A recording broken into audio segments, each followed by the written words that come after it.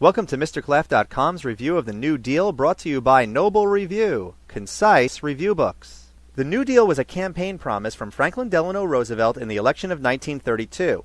It was a plan to get the United States out of the Great Depression, which began in 1929. Promising that happy days were here again, FDR defeated President Hoover to take the White House. The crux of the New Deal was the 3 R's: relief, recovery, and reform. To create the programs he believed would fix the Depression, Roosevelt needed to throw a lot of money into the economy. This is called pump priming, and comes from British economist John Maynard Keynes. Keynes would argue that deficit spending was necessary. Deficit spending is when the government spends more money than it has. This could be achieved by borrowing through bonds and raising taxes.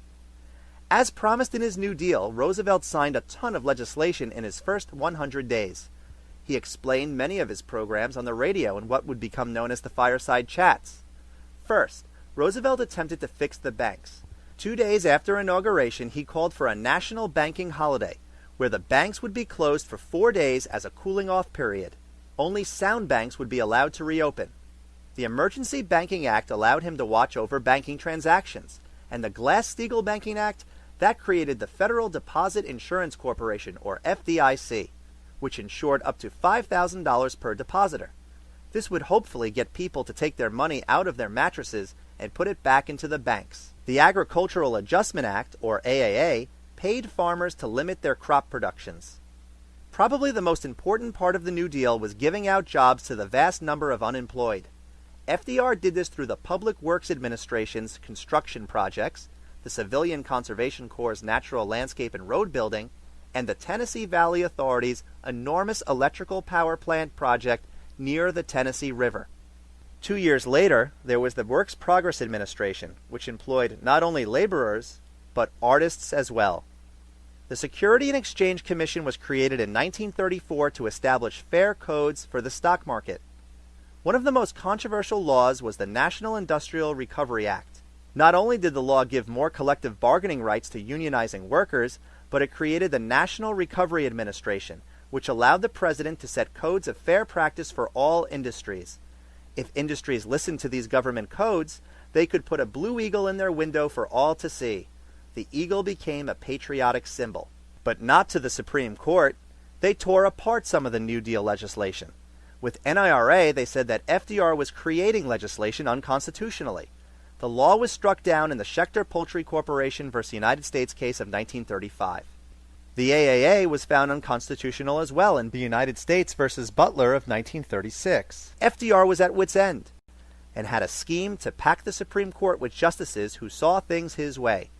His plan was to get the legislative branch, who was on his side, to increase the size of the court so he could appoint more justices.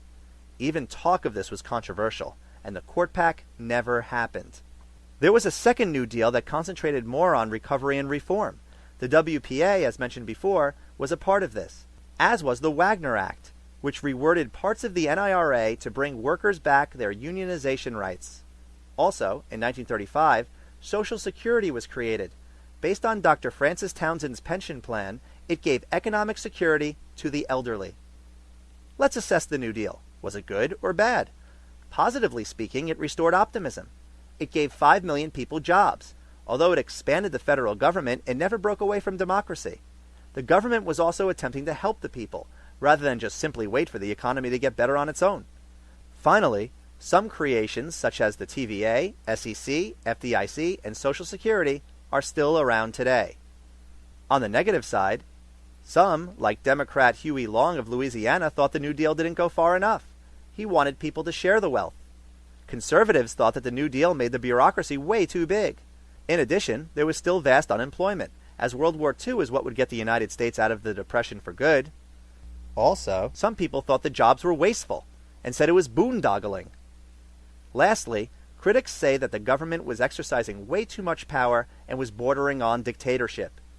Any way you look at it, the New Deal was an important chapter in American history for the 20th century. For more review, you can find free flashcards and review sheets at MrClaf.com. We also invite you to check out Noble Review in both paperback and e-book formats. Best of luck on your tests.